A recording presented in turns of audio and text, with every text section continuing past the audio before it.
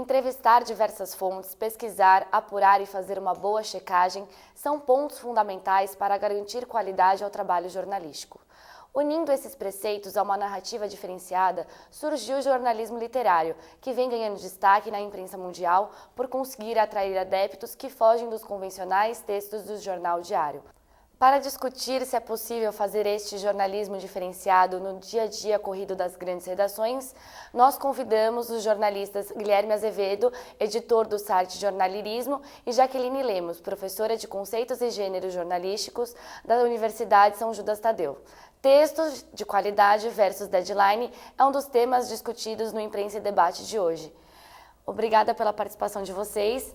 Para vocês, qual é a diferença entre o jornalismo convencional e o jornalismo literário? O jornalismo literário, que é o grande assunto de hoje, né, ele entra como uma proposta de um jornalismo um pouco mais amplo, né?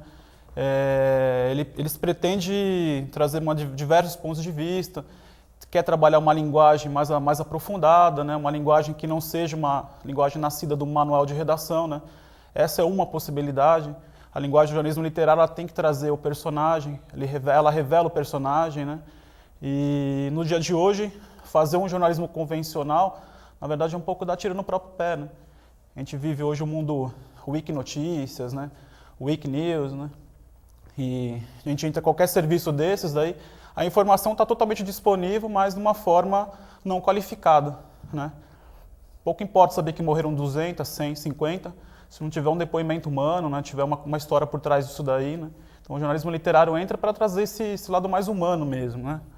Entre outras coisas, né? Além disso que o Guilherme destacou, acho que duas questões são importantes no jornalismo literário. Primeiro, tempo de apuração, né? Geralmente é um tipo de trabalho que exige uma apuração mais aprofundada, né? Com mais tempo mesmo. E um trabalho de elaboração do texto também mais aprimorado, né? Mais delicado, com maior precisão, eu acho. Então, são duas coisas que, na verdade, exigem um pouco mais, né, de trabalho do jornalista, né, e tempo para execução do texto final, ou seja, se for texto, no caso, para o impresso, né? Mas mesmo quando a gente está falando de jornalismo literário, tanto para o rádio, né, que é um pouco mais difícil, menos comum, né, ou para a televisão, né? Em qualquer que seja o canal, qualquer que seja a mídia, eu acho que tempo de apuração e tempo de redação são duas coisas, né, muito importantes para a produção desse texto mais literário, né?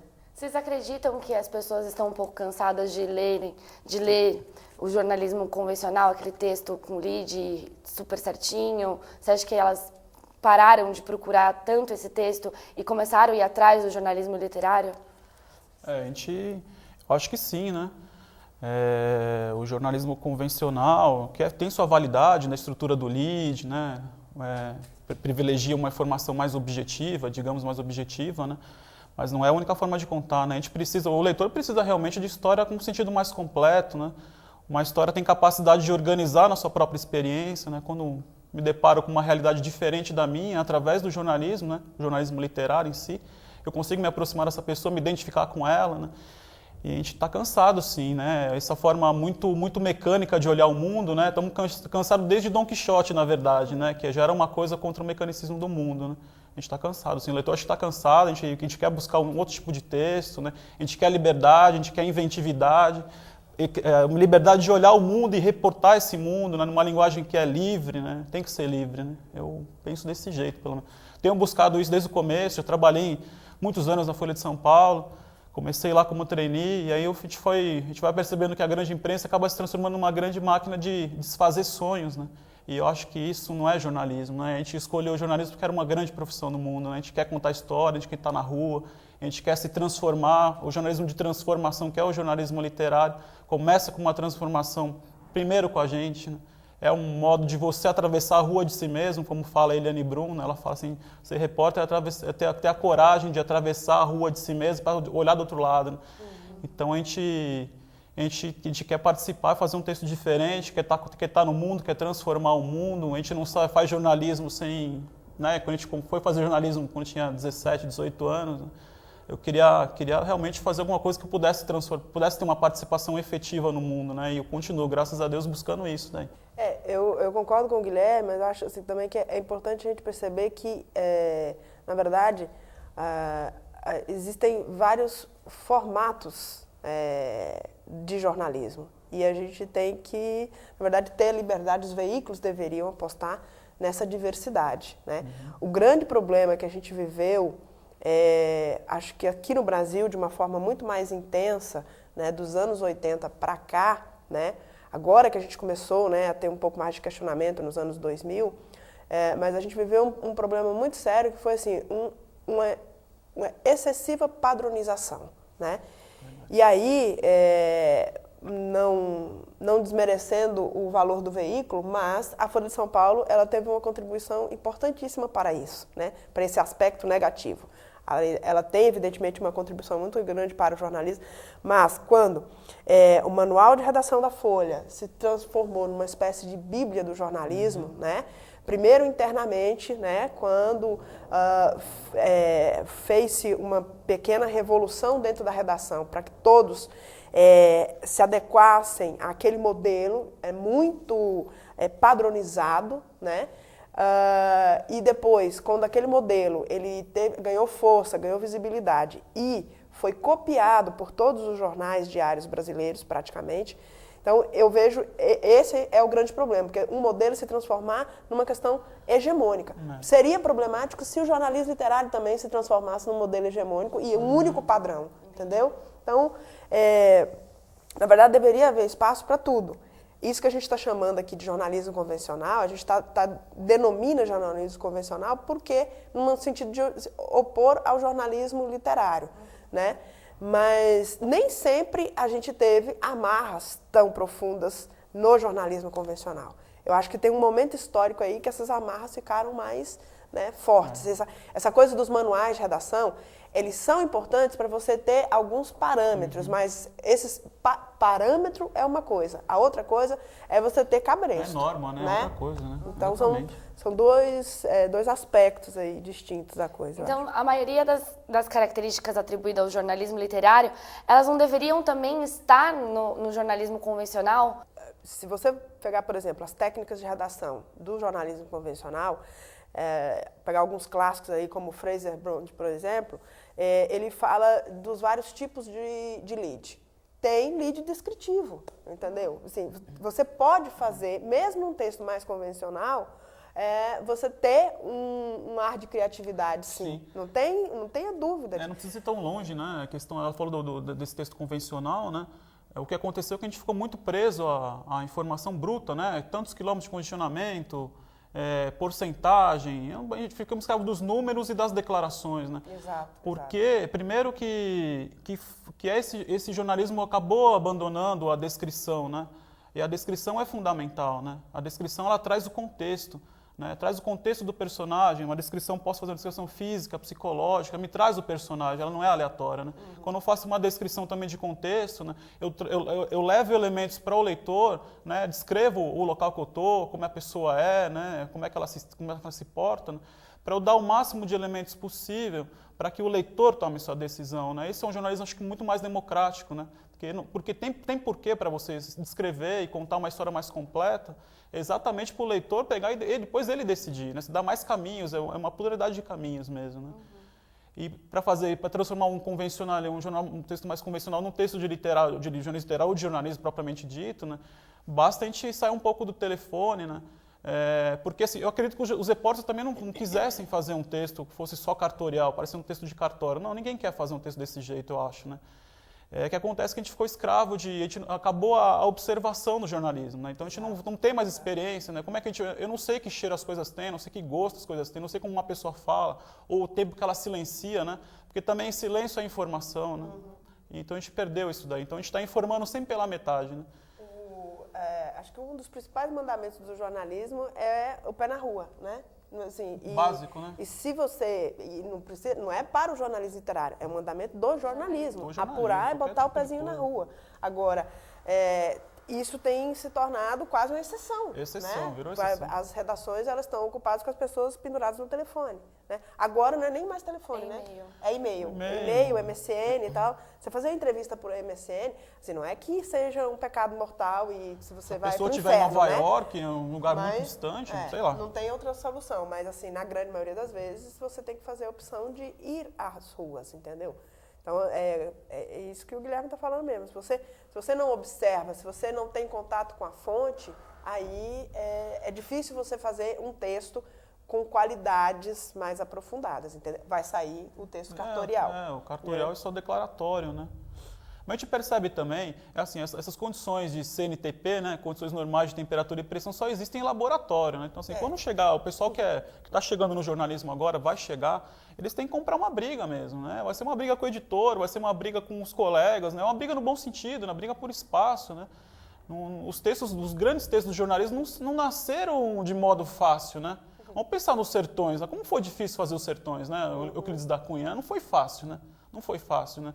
Publicar os textos da Eliane Brum hoje não são fáceis também. Ela teve que brigar muito por espaço. Então, assim, quem chegar agora tem que estar ciente que as condições de CNTP elas não existem e vão ter que brigar por espaço mesmo. Vai ter que brigar por um espaço maior, por um texto diferente, né? Vai ter muita gente querendo pôr a mão no seu texto, vai ter editor no mau sentido, né? O editor hoje virou um adversário. Na verdade, ele tem que ser um companheiro, né? Um companheiro do repórter, né? O repórter é o grande dono da história. Ele viu, ele sabe para onde vai, né? Mas o editor tem que ser o cara que vai dar aquele olhar maior, né, do grande caminho. Pô, isso aqui é bom, vamos para esse lado agora também, né? Não um olhar normativo, um olhar afirmativo, acima de tudo. Então eu tenho pena, assim, o jornalismo que virou grandes jornais, tipo, a revista Veja é uma vergonha, né? Tem uma vergonha, né? Pegar um jornal, uma publicação daquele jeito é vergonhoso, né? Porque virou um panfleto. E já foi em tempos, né? Acho que você da mesma época que eu, Jaqueline, a gente guardava a revista Veja em casa para fazer trabalho de escola, porque pra gente era um atributo de verdade, né? Então... E ela já teve textos maravilhosos, reportagens. Eu mesmo passo em sala de aula alguns exemplos, assim, mas de quando? Anos 80, anos 60, anos 70, alguns ali do começo dos anos 90. Depois... A Veja é um outro exemplo, bem claro, da excessiva padronização. A ideia de autoria, por exemplo, no texto da Veja não existe. Não existe. Né? Você tem o quê? Você tem ali, fora os articulistas, né, que têm o seu texto próprio, as reportagens da Veja, por exemplo, elas têm todas a mesma cara, o mesmo estilo. E isso é o padrão Veja de redação. Os repórteres apuram, escrevem relatórios praticamente, entendeu? E aí você tem a equipe de redatores que faz o quê?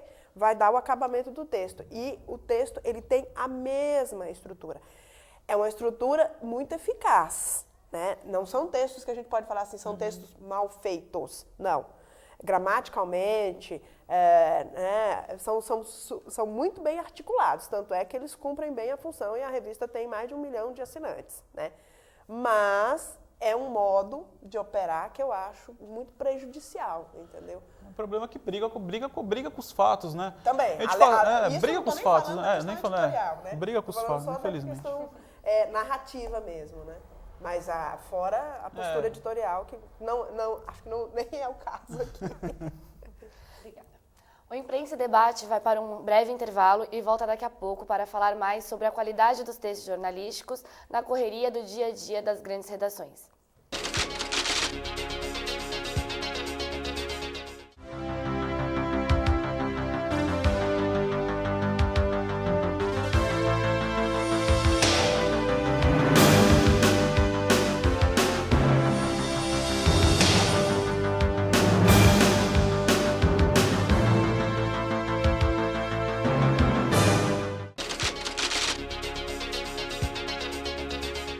O Imprensa e Debate de hoje conversa com os jornalistas Guilherme Azevedo e Jaqueline Lemos sobre textos de qualidade versus deadline. Jaque, Guilherme, vocês acreditam que os jornalistas podem usar o pretexto do deadline para produzir textos mais práticos? Eu acho que é possível, né? Na verdade, assim, a questão não é só o deadline, né? Eu acho que a questão central é o modo de produção do jornalismo que a gente vive nos últimos tempos, né? A gente não pode esquecer que as redações, principalmente as grandes redações, não só do jornal diário, mas das revistas, da TV, do rádio, todas passaram por transformações de organização do trabalho nos últimos tempos. O mundo do trabalho, de uma certa maneira, passou por grandes transformações, né? E essas transformações chegaram aos jornais, às revistas, né? Chegaram ao mundo jornalístico. Então, eu acredito que, assim, até os anos 80, havia um modo de produção que ele, de uma certa maneira, carregava uma coisa um pouco mais artesanal, né? Um tanto mais lírica. Existia muito aquela coisa ainda do jornalismo, do jornalista ser um investigador, né? Até um boêmio. Tudo isso estava, de uma certa maneira, alicerçado ali até os anos 80. Eu acho que dos anos 80 para cá, a gente começou a ter transformações muito intensas dentro das redações, né? Alguns modelos foram implementados, não só a coisa dos manuais, mas, por exemplo, a questão da produtividade, né? Você quantificar e não qualificar a produtividade do jornalista. Então, alguns elementos começaram a ser implantados dentro das redações, né? E essa coisa da agilidade também, do maior rigidez do deadline, tudo isso, na verdade, contribui para que você produza textos com muito mais quantidade, em muito mais quantidade, né? E aí, evidentemente, que esses textos têm que ser muito mais secos, né? Mais padronizados, porque haja criatividade, né? Por exemplo, se você coloca um repórter hoje, um repórter de qualquer grande jornal hoje, de uma editoria, por exemplo, de cidades, né? Cotidiano, cidades, etc., tal, metrópole, o que você vai ter? O cara vai provavelmente cumprir pelo menos umas 3, 4 pautas por dia, né? No mínimo. Menos de 3, ele não vai cumprir. Um repórter convencional. Como é que uma pessoa dessa pega 3, 4 pautas, entendeu? Às 10 da manhã, meio-dia, e às 4 da tarde, esses textos já têm que estar em fechamento. Como é que ele vai produzir textos, entendeu? Aprofundados, com um olhar mais humano, né? Com detalhes, com riqueza disso, daquilo. Meio complicado, né? Assim, se ele estiver fazendo um texto, é provável que ele consiga.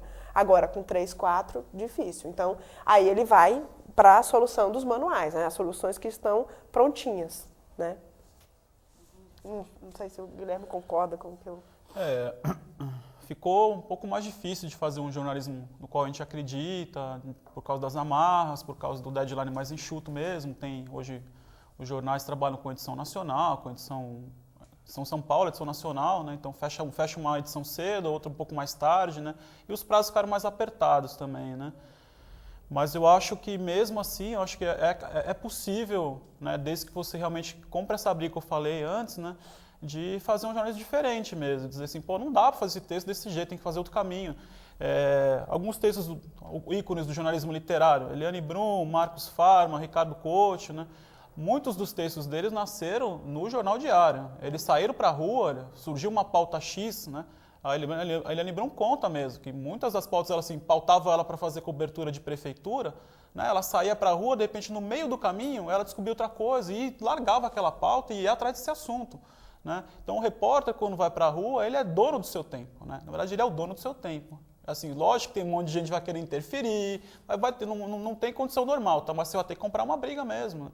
Mas ela chegava na redação com uma puta de uma história, né? Que nem é publicar. Jaqueline, na faculdade, o aluno é orientado a produzir esse tipo de texto diferenciado? Como que é passada essa orientação para os alunos? Olha, eu acho que a universidade, na verdade, ela procura preparar o aluno para todos os ambientes de mercado, né? Eu diria para você o seguinte, que hoje o mercado ele ainda não requisita, pelo menos não formalmente, né, esses textos diferenciados, né? Ele geralmente parte de uma opção do próprio repórter. Então, a universidade ela costuma fazer o quê? Privilegiar uma formação mais convencional, né?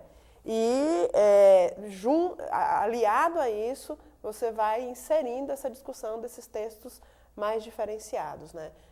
Essa discussão toda de jornalismo literário, ela entra, sim, na formação do estudante. Aqui na São Judas ela entra, né? A gente tem a preocupação de trabalhar essa temática pelo menos no segundo ano, dentro da disciplina Conceitos e Gêneros, né?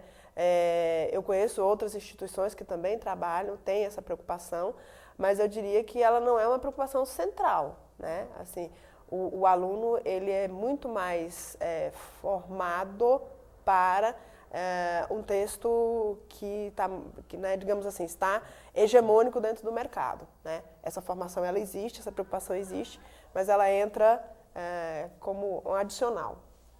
E existem formas de ensinar o aluno a fazer essa troca de papéis, a se colocar no lugar do personagem, a ter um olhar diferenciado? Existe como passar isso para o aluno? Olha, eu acho que assim, não existe...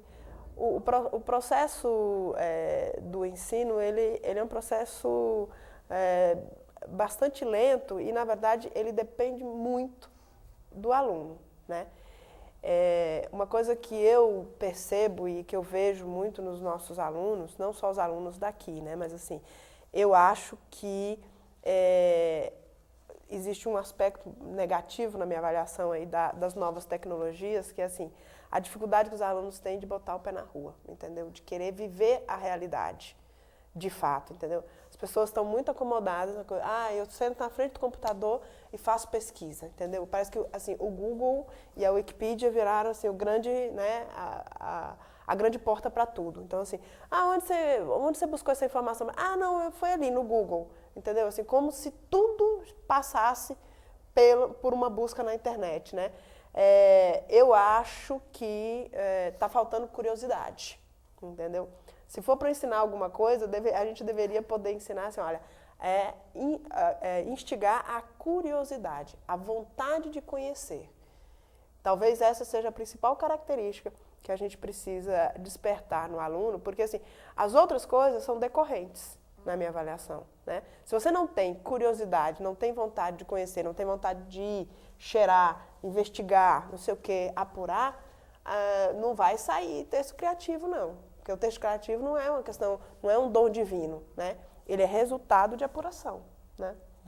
Não sei se... Você acha que... Não, né? eu entendi. Eu sinto um pouco isso, entendeu? Assim, eu penso que falta um pouco mais de vontade, sabe? Assim, de desejo de... Mas você acha que os professores, de modo geral, eles estão com esse apetite de falar, gente, vamos para o mundo, tal? É uma pergunta mesmo, uma dúvida minha, na sua avaliação. Não sei, eu assim, acho que não é... não vou aqui responsabilizar nem professor nem aluno. Uhum. Eu acho que é uma questão do nosso tempo, entendeu? Eu sinto que está havendo esse movimento que você está falando aí, de busca e tal, né? As pessoas estão querendo buscar textos diferenciados, tem gente que está instigado para isso e tal, mas eu ainda percebo um comodismo muito grande, entendeu? Assim, vamos deixar do jeito que está, né? Essa coisa esse jornalismo declaratório, ele ainda tem muita força, né? Essa coisa... Força. E às vezes, até dependendo do caso, tem até sua validade, né? Se ela for um release, por exemplo, tem total validade um texto mais... Um jornalista, tem que ter uma formação clara ali mesmo, rápido, para o jornalista gerar uma pauta e tal. Tem sua validade também. Mas eu acho, né, porque voltando à questão da universidade, se coloca um grande desafio para o jornalismo com a queda da obrigatoriedade do diploma, né, para as faculdades, né? Então vai ter um princípio de seleção muito grande. Quem é bom mesmo ao não ensinar, né, quem não é, que não vai ficar mesmo.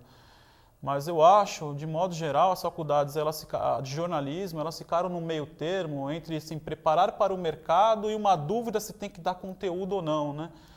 Eu acho esse discurso de preparar para o mercado, né? Por mais que a gente tente simular dentro da faculdade, é importante tentar simular o mercado, né? Tentar simular como é uma redação, como é que é um jornal de TV, é importante. Mas jamais a gente vai conseguir reproduzir a realidade, porque a realidade, quando tem a pressão em cima, é muito diferente, né? É bem diferente. Né? Então, eu acho que talvez um caminho também para as faculdades de jornalismo específico, né, é estimular a inovação mesmo, a busca da inovação, né, a busca do empreendedorismo. Né? Aquele emprego formalmente constituído na Folha de São Paulo, no estado de São Paulo, provavelmente ele não vai existir mais, né? Talvez não exista. Né? Eu acho que desde que me conheço por gente, né, eu já nasci com o jornalismo em crise. Então, assim, para mim, o jornalismo sempre esteve em crise. Né? Para mim, não tem outra. Nunca houve um momento de, nossa, agora está bombando isso aqui. Né? Nunca teve. Né? Mas, enfim, acho que tem que ser a busca da inovação na faculdade, né? Porque é a coisa do emprego, né? Então, assim, geralmente a gente vai ter que empreender, né? Você com mais 5, 6 amigos, sei lá, 10 amigos, vocês vão fazer uma empresa, um pequeno emprego, um pequeno jornal para a internet, uma pequena produção de conteúdo para celular, né? As coisas estão diferentes hoje, né? Então, eu acho que a faculdade pode entrar na inovação, na busca da inovação, da criatividade, na criatividade mesmo, assim, para valer, né? E na formatação de projetos de empreendedorismo mesmo, de negócio. Não vai ter jeito. Eu acho que isso o Guilherme tem total razão. Assim, a universidade, ela é fundamentalmente um espaço de experimentação, né? Se a gente pode experimentar, é na universidade, né? Porque muitas vezes o mercado não está disponível para isso. E eu concordo plenamente com ele. Assim, hoje, essa é uma característica positiva, por exemplo, das novas tecnologias. Hoje é muito mais fácil, fácil no sentido de que assim, a gente tem menos custo, por exemplo, para criar um produto editorial novo, entendeu? A internet, ela é um espaço muito mais acessível, muito mais barato, né? Então, assim, sair da faculdade com um projeto novo, né? Falar, olha, vamos criar um site, vamos fazer uma revista eletrônica, né? Um portal diferenciado e tal, por que não? Vamos lá, né? Porque, assim, só os grandes empregos, né, as grandes mídias, elas cumprem o espaço dela, tal, mas não precisa ser só esse caminho, né? O Imprensa e Debate de hoje conversou com os jornalistas Guilherme Azevedo e Jaqueline Lemos. Obrigada, Jaque. Obrigada, Guilherme. Muito obrigado, foi um prazer. Até a próxima.